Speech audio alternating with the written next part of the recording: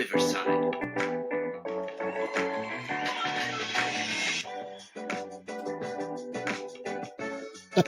Good morning, Mr. White. Good morning, Mrs. Angel. How are you today? Oh, I am doing well.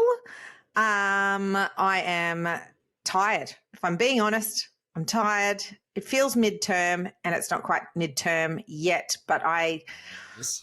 it feels like midterm to me. You know what's going on? What? It's a term 2 thing. Term 2 always goes. Talk me through it. Term 2 goes forever, and it's the term in the Southern Hemisphere anyway, where we go from nice weather, warmer weather, to cooler weather, shorter days. Everyone's starting to get a little bit sick. You know, the sniffles, coughs and colds get spread around, and it's just a really challenging term, I find. I find term 2 to be the most difficult. And then on top of all that, you've got reports and you've got exams, you've got exam marking, exam writing, you know, all the stuff that goes with exams, and it's tiresome. When will AI do this for us? The report writing. When's it coming? Well, it might be sooner than we think. I think we've got ChatGPT now, but the problem with ChatGPT is that you can't train it. So the GPT is a generative pre-trained transformer notion of it. The whole idea of that being pre-trained is that you can tell it what to think and what to do. But with chat, you can't. I think you can actually get a version of it if you pay for it that you can train yourself. But the free-to-air version, or the free version, is not really trainable. So once we get to the point where those GPTs are more common around the place and people will start training them to do what they want them to do, I think we're going to see real lift-off, particularly in that space, because if you can tell the GPT, or you plug into the GPT your school study, report writing guide, then they will absorb that, and you can punch in what you want to say, or give a general idea, and it will spit back perfect to the guide, the report as it should be. That is, it feels like it's a long way away. But it also feels like it could just be around the corner, and it's going to get here a few seconds too late, but we will be delighted when it gets here. I don't know if you are all over the press at the moment around what's happening in Queensland, that the Queensland Teachers Union are fighting a great fight about teacher workload right now. Ooh. And they are they've got the campaign, the Valuing Our Profession campaign, where they are reminding the employer that our collective voice is powerful, that the profession matters, that the teacher shortage needs to be addressed, and that there's also workplace health and safety issues where teachers are unfortunately being hurt in classrooms, which is just not okay. And I just want to thank the union, the Queensland Teachers Union, for really tackling this issue. And it's a big issue, and it's not going to be a quick fix, because it's been made worse by this massive teacher shortage. It's always been an issue, but it's never been more of an issue than right now. And there doesn't seem like there's there's no quick fix for it, but they've got to get people around the table and start actually acknowledging that this is not sustainable, and we need to take care of teachers. Absolutely, we do. And there was an article in the paper down in Victoria the other day that was just bemoaning the fact that not only is there a shortage of teachers coming into the profession, but there are too many teachers leaving the profession. And this is what we're trying to highlight. Yeah, she hasn't trying to make sure that the right people stay in the classroom, because what happens is most teachers get to, it's about 5.5 years, and there's a real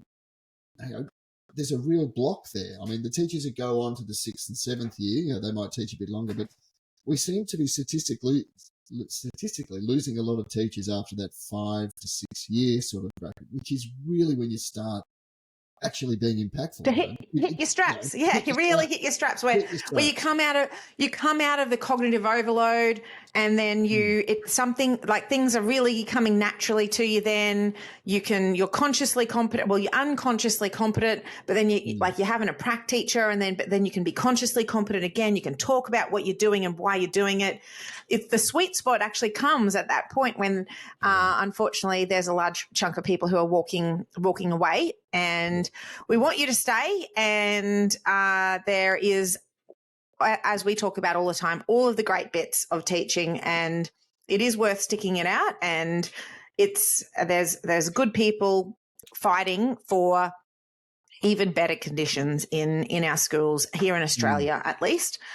So thank you to the QTU and for the work that they're doing and fighting on behalf of all teachers around Queensland. So, and it's Labor Day weekend, so there's marches happening, and there's a lot going on in education all around the world, and definitely in Queensland, in my little neck of the woods as well. You've got a long weekend. I've got to tell you a little bit of. We do. Monday is a long weekend. Monday is a gift to us that is coming at just the right time, I would say, because I need a sleep in. All this exercise all this training that I'm doing is, it's coming along, but I'm very unfit at the moment. And so as we know, as we're creating these new habits and forging a new way again after lots of injuries, I'm a really old lady right now. Got my Zimmer frame out. I feel like I am. I feel. Well, you look $1 million. Come on. Yeah. Yes, we were talking about that just beforehand. In fact, tonight I'm counting on nobody tuning in to our YouTube channel I'm because I am looking at my best this evening. I'm You wearing a collared shirt. You look fantastic. I know you made all the kinds of effort. I'm literally in my pajamas, fresh faced out of the shower.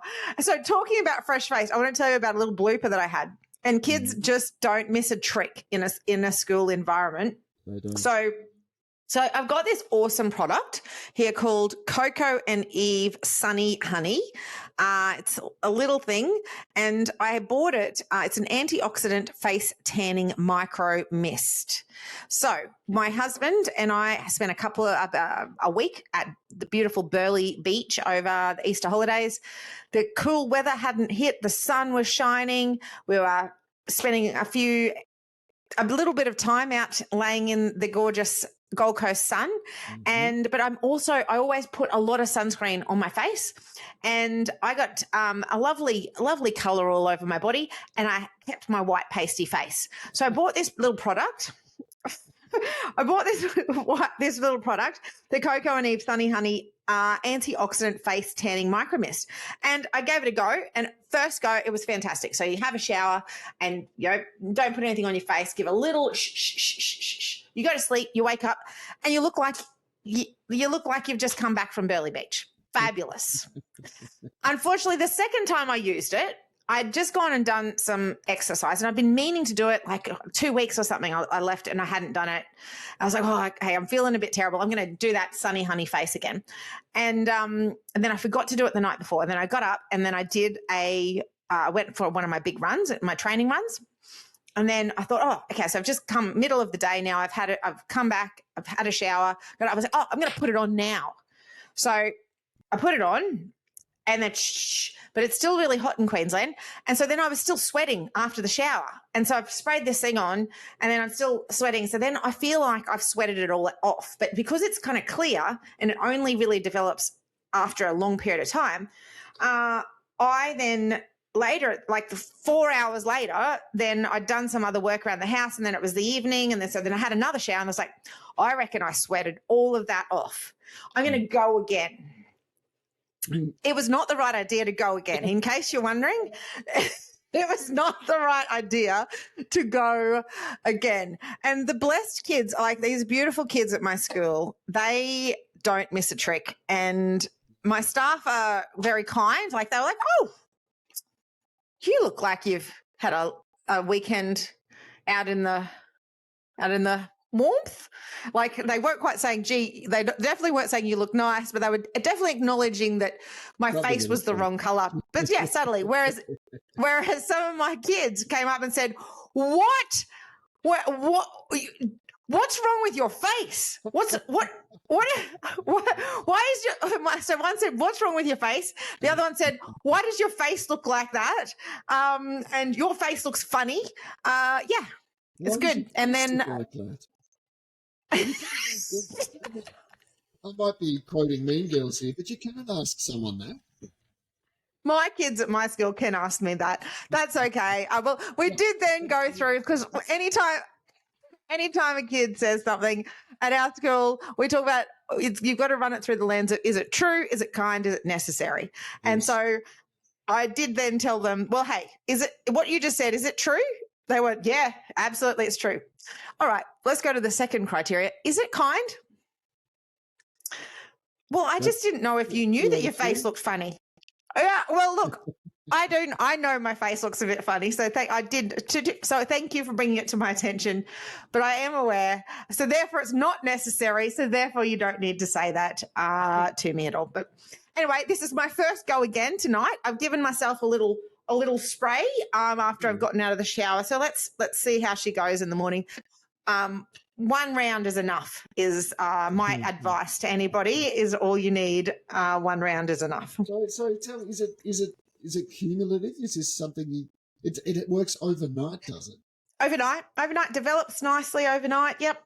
And then my face will be the same color as my neck area, and yeah, it's good. It's good. I highly recommend the product. Just don't recommend overusing the product because your face will look funny, or there's something wrong with your face. It means it works then, doesn't it? It really does work. It is. It's fabulous. The dosage. No, well done, Coco and Eve. There you go. I don't know whether I feel like that's giving it a wrap, but I don't know whether they'll take it that way. Anyway, what's new? What's new with you, Mr. White? Oh well, where are we? Yeah, well, as I said at the top, it's sort of that's time. Actually, look, in Melbourne at the moment, it is beautiful. The weather is incredible. Every day is still high. Teens, low 20s, and how cool is this? Outside of us are two trees, and they're the same kind of trees. I think they're called Japanese maples. I think, and this time of year they turn colours. Right now, there's always one tree ahead of the other one, and the first tree is already gone, and it is proper red. And I'm not talking just red. Like this is the kind of red that leaps out of, it leaps off the tree itself and into your eyes. Like it's beautiful. It's beautiful. It's so cool. And you can see the next tree, the tree next to it is just a bit behind it, and it's starting to get that red going, but it's not quite there yet. So you can look at that and you go, oh, I really appreciate, where this tree is, but I'm looking forward to seeing this tree going as well. Yeah, nice. It's really cool. It's really cool. So my head of year, she stands under there and takes photos, and she doesn't look weird at all doing so. But she's proud of it. And look, I reckon it's amazing. It's such a cool part of nature that we've got right next to us. And I think it's important just to grab a moment of beauty and notice it. Notice it. Take the moment. Notice it. Draw other people's attention to it. Yeah, there's enough madness happening in the world that we notice. So let's notice those beautiful moments as well. That's good. That's good. What about you? What's the latest in your world? We've just finished writing our individual learning plans. We are turning our attention to reporting, as you talked about. Our semester one reports are a little bit less onerous than our end of year reports, which is something, but still significant for our teachers. But the kids have settled in beautifully. So it's a good time of year for that. There is a lot of settledness happening in the classes, but it's a very, very busy time of term. As I said, doing lots of exercise as well, getting myself ready for the Great Keppel Island trail run that's happening in I think it's 6 weeks or something or other. So I went for a run with Jonathan today, who's my senior campus office administrator. I got a photo. I got a photo before we went for a run, and then because the pub's just straight across, so I did take a photo, and I said, oh, we could just go to the pub now. We've taken a photo before we've taken our first step. We've got the evidence, but because he's a good egg, he did convince me that we will run, and we did, and yeah, we did a good 4.5K run, and it's good. Good to do it with some company as well. Yeah, so 6 weeks away this is. Tell us about this run. Yeah. Well, so my husband is doing the 27 kilometres, and there's a lot of sand running on the beautiful Great Keppel Island, which is a spectacular part of the world. If you're flying in, you fly into Rockhampton, and then you go out to Yeppoon, and then you catch a boat out to Great Keppel Island, and it's pretty spectacular stuff. And then, so there's a number of runs that you can do. It'll be a run/walk, and you can do a turnaround at the 9 kilometre or the 14 kilometre, or I think there's a 19 or there's a 27, I believe. So, and my son Xavier is also going to do the 14 kilometre. So it's going to be, that'll be his longest run as well. I reckon. And it's on sand and, a range of different terrain, not just on roads. Yes. Oh, there's no road, little, so trails, sand. Yeah, there's no roads over there. So yeah, it'll all be either a bit of rocky terrain or sandy terrain, and a bit of a scramble here or there. And yeah, should definitely keep the heart pumping, I would think, and it should be a good feeling of camaraderie as we catch the boat over with all the other mad people, and it'll be good to be part of something again. Definitely, there's nothing like those big events, and you're at the start line, and all of that nervous energy, and knowing that you've put a bit of work in to get there in the first place, and should be good. That's the other thing about this time of year as well. It's really important not just to notice the good things around you, but have something to look forward to. Absolutely. Identify something to which you are looking forward, and then, that actually adds to the enjoyment of the event itself. So it's good to have something on the horizon that you look forward to and just think about every now and then. I find that really helpful. Yeah. Definitely. I did we have a leading teams. We have our exec team for Mastery Skills Australia is working with a company called Leading Teams, and our facilitator's name is Craig Hodges. And I think we've done three sessions with him now, 3 or 4 sessions, and he is a phenomenal facilitator. Really helps us to get real, calls us out on bullshit, basically. And when we're making excuses for things we're doing or what we're doing as a group, and but does it in a really, really great way. But if we're spending so much money to get us all together in a room, he's making sure that we're not just paying lip service to it. And he made us all bring 3 items yesterday that we had to talk about to kind of get to know each other a little bit better. And it got very real. It got very, very real. It was very impressive. And it was great to hear more about my colleagues and what makes them tick, and what kind of inspires them and motivates them, and kind of what they're all about. And so yesterday, definitely one of the things that I talked about was about being a compulsive goal setter. And I'm a better person when I've got something that I'm working towards and striving towards. And I think that's kind of been a defining thing in my life as well. So it was good to kind of have to think about that and reflect on that, and what does actually make me tick, and why, and how does that have an impact on the work that I do with kids as well. So I really recommend Leading Teams, and particularly Craig Hodges. Absolutely an exceptional leader, and really interesting life that he has had. He was a coach of the Brisbane Broncos at one stage, and he's worked with lots of other NRL teams in his professional life. But then since he was a coach, an actual football coach for in the NRL, and since he's joined Leading Teams, now he works obviously also with AFL. Leading Teams works with a number of the AFL, the highest of high AFL teams as well, helping to pull them together as teams. It's pretty cool. Yeah, very, very cool. Would it be too much to ask what your 3 items are? And before you answer, maybe I could suggest what those 3 items were. Well, I'll we just go. talked about this a bit.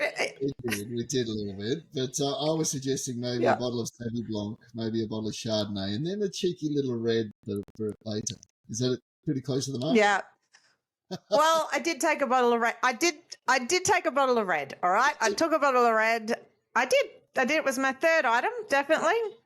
I had my Fitbit, and I had my actually one of my podcast cups. The other one that I've got that's also got mastery schools. So I talked about my profession and how important my profession is to me, and how much it's kind of saved my life throughout with giving me purpose. And then I talked about red wine.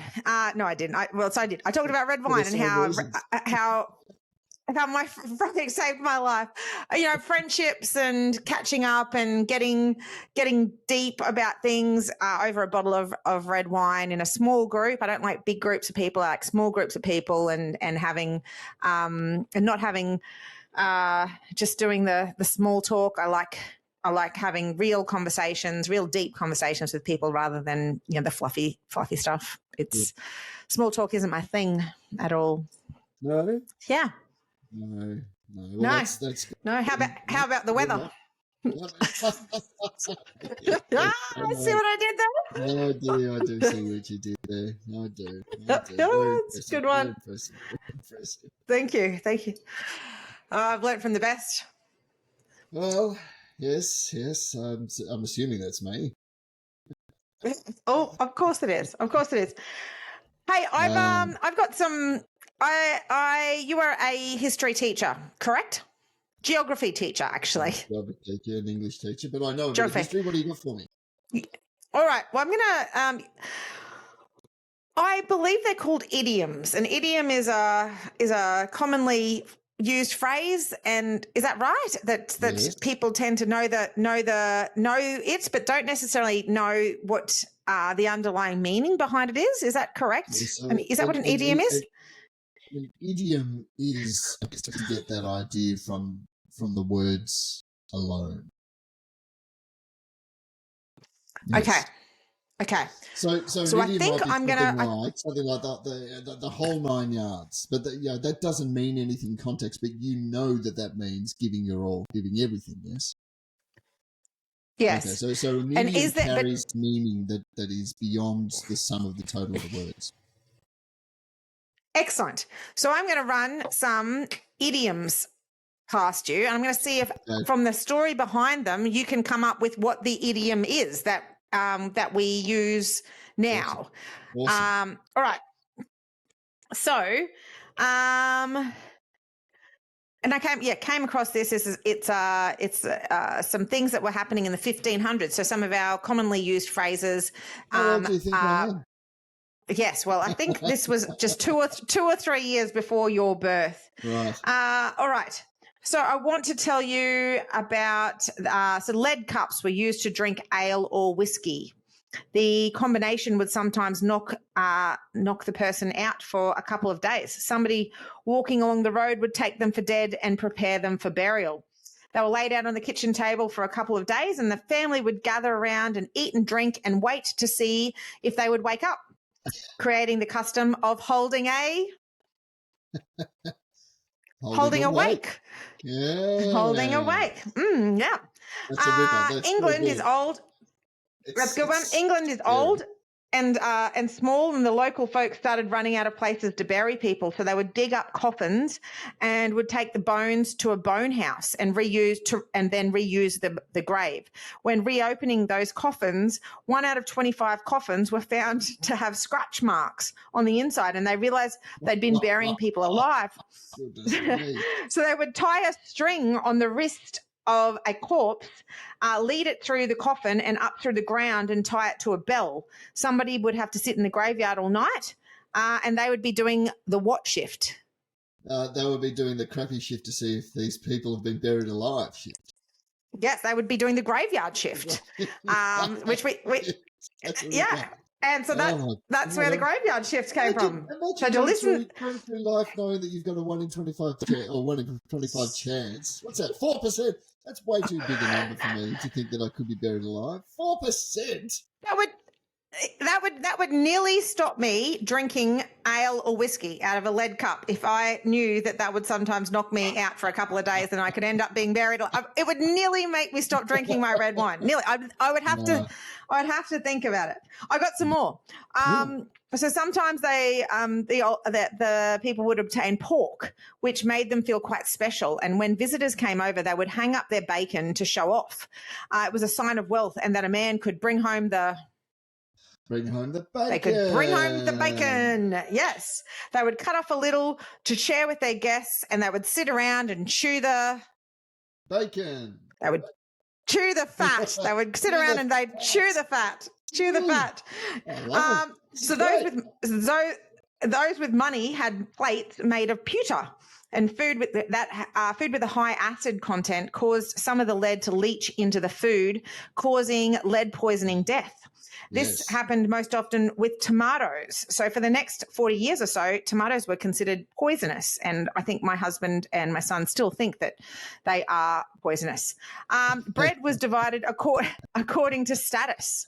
Workers got the burnt bottom of the loaf. The family got the middle, and the guests got the top, or they would get the upper. They would get the upper crust. They would get the upper crust. Mm-hmm. That's great. I love this. The floor was dirt. Back in those days, only the wealthy had something other than dirt. So leading folks to coin the phrase dirt poor, because the poor had a dirt floor. The wealthy had slate floors. Actually, no. In the old days, they cooked in the kitchen with a big kettle that would always hung over the fire. They cooked in the kitchen in the old days? In the old days, they cooked in the kitchen. Crazy. Madness, right? Madness. Actually, so baths consisted of a big tub filled with hot water. That's also what happens nowadays. So baths consisted of, I know, so same thing. Baths consisted of a big tub filled with hot water. The man of the house had the privilege of the nice clean water. Then all of the other sons and men, then the women, and finally the children bathed in the same water.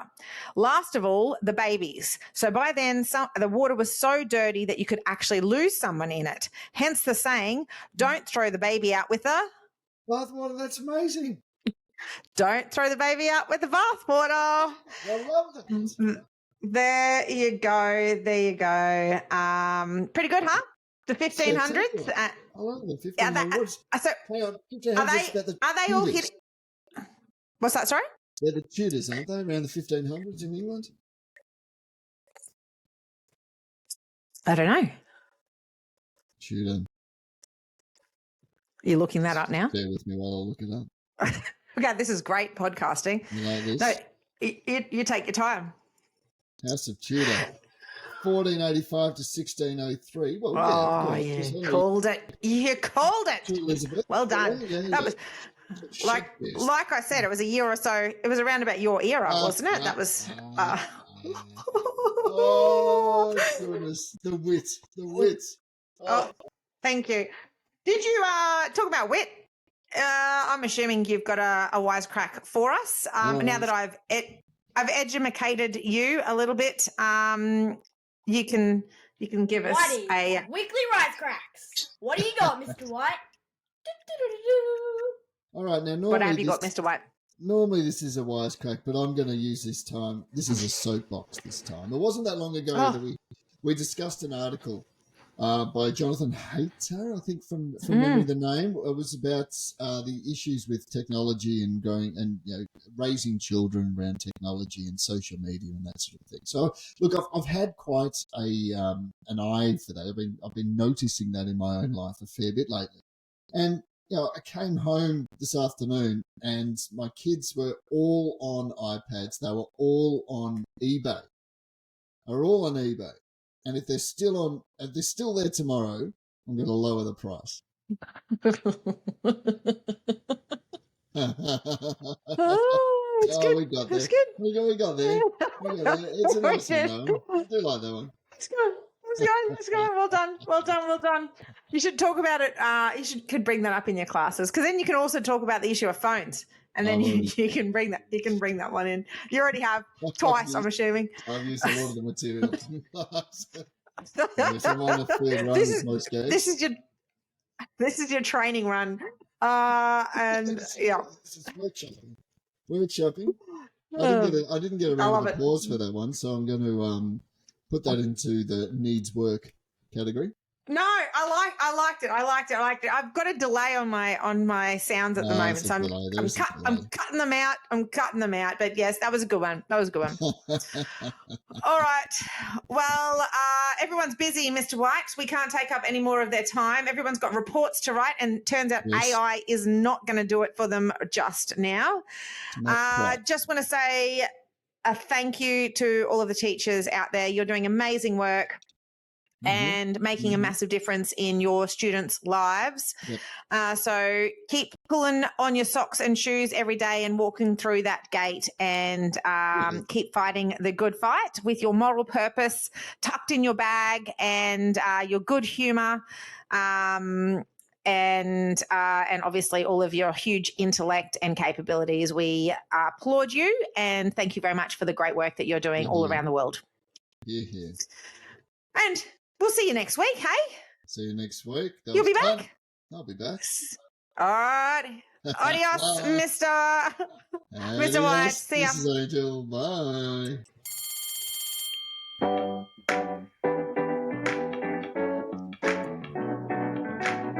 Powered by Riverside. Oh.